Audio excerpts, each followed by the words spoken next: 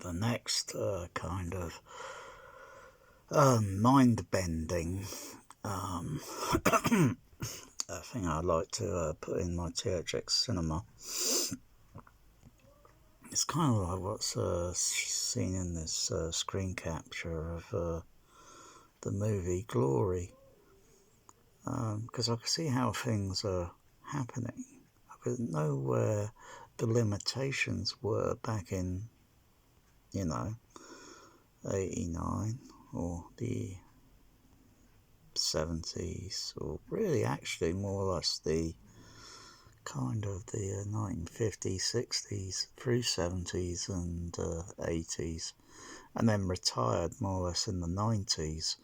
70mm had 6 magnetic tracks. I think there was one with Cinerama. I think it did 7 track, and then basically with the 6 tracks, you got certain sound formats you can do, but seeing how things are happening, and with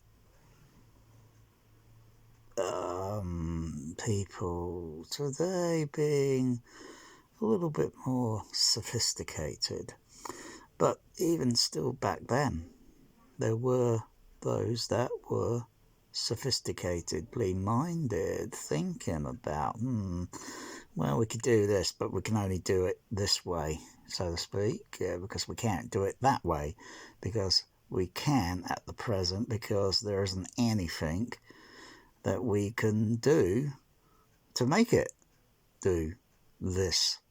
So we have to kind of do it this way. Still more or less the same applies today, because if you haven't got all the encoding channels for decoding, then you're still stuck there with limitations.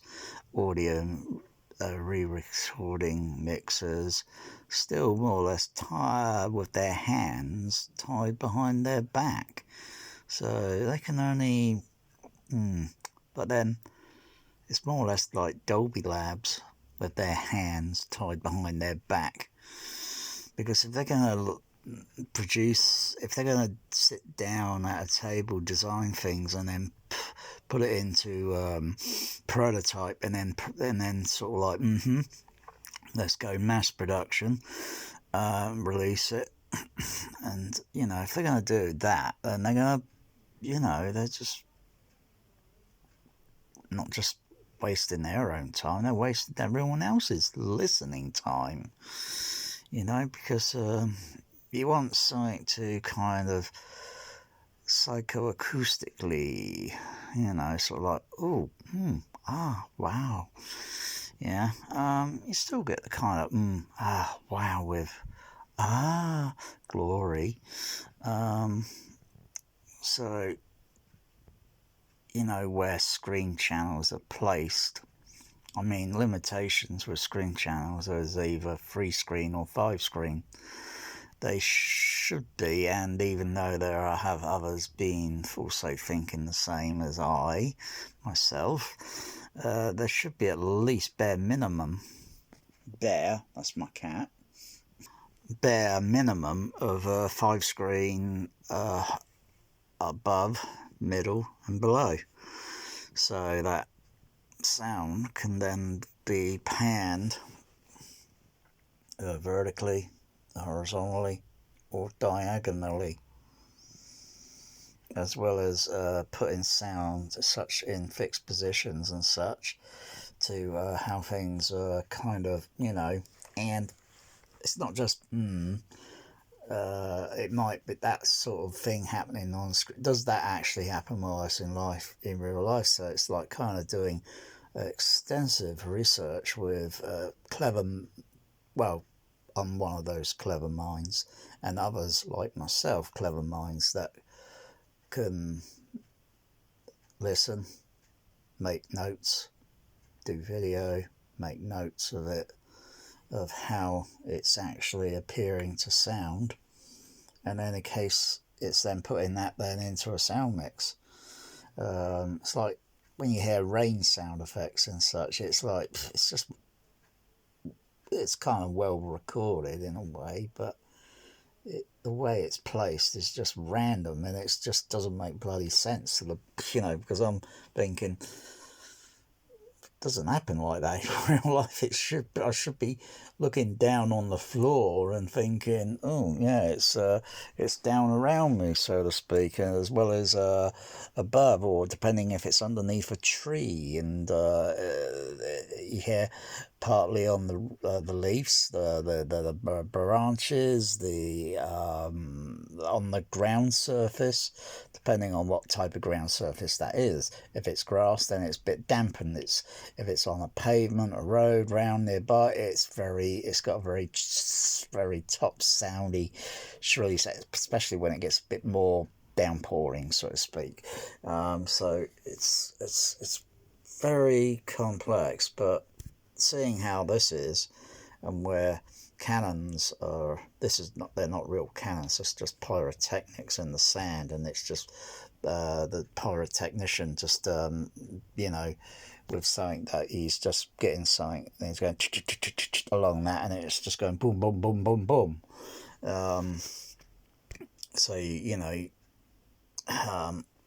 I think it's like something like, I think they say like cork or something, and it's just poof, goes up in the air, and it just creates all this cloud smoke plume as such.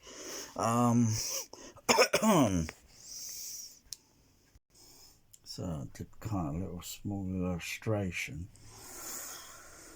So this is my other thing here for the other thing for the THX Cinema. I call it Panasub. It's my idea. If you were like, I'll tell you, I'll have my cat bounty hunters, and they'll be popping out a bowl of rice, if you know what I mean. Yeah, they like it. Yeah, this is a very sort of challenging sort of thing, especially when it's LFE. So it's a very kind of special sort of LFE, kind of on steroids kind of thing,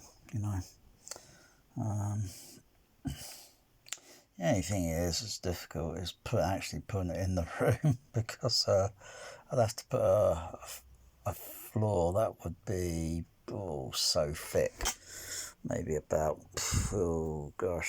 maybe about that thick at the very least, and using shallow profile sub bass drivers that are shallow profile.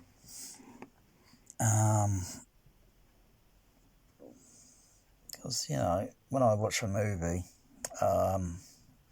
I could just look at it with the sound turned off, the sound muted, and I can sort of like think, I could think, certain things like in real life would be happening, so to speak, And yet when you hear it in the movie, it's the complete opposite sometimes to all that, and it's like, that's where it's kind of like, needs to be a little bit special, sort of thing. Yeah. So, yeah. But it can only do certain things, because a sub can only do certain things, can only move forward, back, or up and down, piston like coal, voice coil. That is all it could do. That's basically the principles it can only do for since the damn things have been invented. Different things have happened since since then, because in the early days they had to generate a magnetic signal into the speaker to create a magnetic field, and then now today, they just it's been decades now since they just energize the damn thing, and it just it maintains a magnetic, kind of like a magnetic force. But would the concept also work for, say, like earthquake? Not really, because earthquakes are like these wiggly lines. They you know, they ripple kind of up and down like that. They go the opposite the other way. Oh, crikey, it's all random, just like when you're on a boat. It's like when you're on a boat. You got waves, and then you're going to need a bigger boat because, you know, the damn shark just comes out and eats the bloody boat, doesn't it? See, the boat's kind of rocking around, you know, everything's moving around, so to speak, you know. You can't really do that practically in a room. There are probably ways to do it, but those ways are just going to be alarming. Well, it's just, well, not really expensive. Just totally impractical for a home because you'd have to build a new home, so to speak, because it would be so damn large. You just wouldn't be able to fit it in a room. It's just not feasible. You'd know where, like, oh, well, this ain't going to fit, and there's no other way round it. So, it's like, you know, creating seismic waves, you know, and they all move around in different patterns. There's some rather good simulations that show how earthquake patterns move, as well as you see it depicted in that movie CGI, San Andreas, from a helicopter point of view sort of thing, and you can see the ground motion, which is doing that. It's all doing that through research of how earthquakes pattern and how they move, and that only is ground motion. You wouldn't hear it in the air because it's impossible, because you'd only sense it, or maybe you'd hear it through buildings, and I'm not sure if you actually hear it actually through the ground itself, even though it's happening under the ground. But you know, if you're going to do that, it takes a tremendous amount of energy of a special kind. Try doing that in a building or a room or such, then you risk the whole damn thing coming down on top of you, because you'll just make it very structurally unsound. So you can only get things like approximations, but it is kind of best to put subs underneath. And, you know, you would sense a sort of vibration sort of thing, but a little bit impractical for subs because, you know, you're looking at the cost of the sub. If it was using multitude of base shakers, they could be located, and base shakers, mind you, they are not quiet. Base shakers are not silent. You hold them in your hand and such, like so, and you play up to certain frequencies, and then you can hear audible sound, thus being audible. Otherwise, if done correctly at very specific voltage level and placement, and as well as there's a lot more beside it, you could get the sense of the feel, but make it very silent, but you just notice the pressures of the frequencies. So it's just, you know, you need so many, right? You need so many of them to be to produce well, I mean, how long is a piece of string, you know? You need so many of them to like, yeah, I can sense that frequency, but I can't really hear it, so to speak. Until it gets up to frequencies where, yeah, it's going to be audible.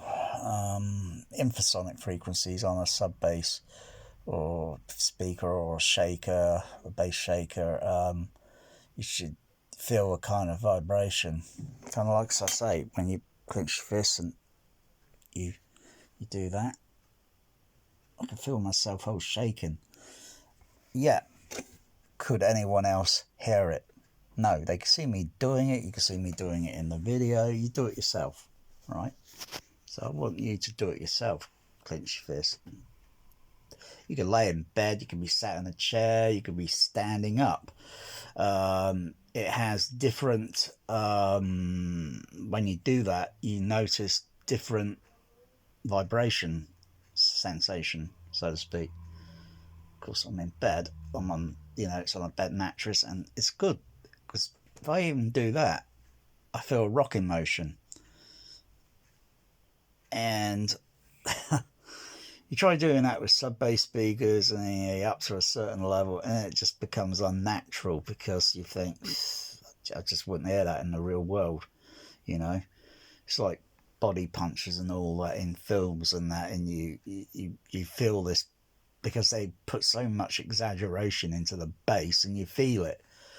And yet you could see how the scene's playing. If it were like a point of view like this, coming like boom back to the camera, boom, as a point of view, that I think there should be bass shakers in the seats and that, and then you feel the impact. You can't get it in your face, so to speak, otherwise people are going to end up in the hospital, and they'd be carting out people out of the auditorium. Next ones that want to go in, and then you'll be thinking, what the bloody hell's going on in that movie? And you think, no, I'll get a refund.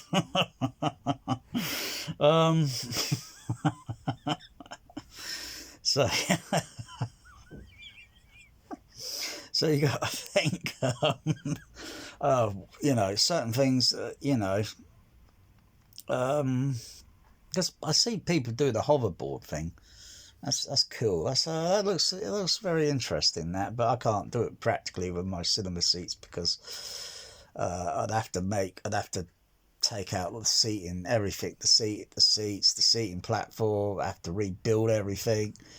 And I think it would be, because my seats all joined together, be very awkward, and it would make a lot of noise. It would make buckling noise, clanging sounds. It would be very impractical, because you don't want to hear all that, because that's not then part of the film soundtrack.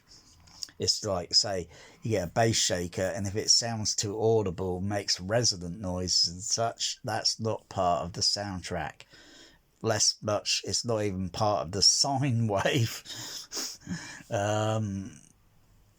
Because if you listen to a sine wave on headphones and then take them off and then listen to the speaker and then think, I think there's something a little bit missing here. There's something being added, and it needs to be a little bit subtracted until it sounds a bit like the headphones. Because on the headphones, it's completely the opposite. But you want that kind of like on the speaker, but not without too many of the artifacts of resonance, things popping up. And you can put microphones in and do test tones and frequency sweeps or sine wave tones, and then you start seeing, there's something going on and it needs to be adjusted. That's all. Not a big deal. So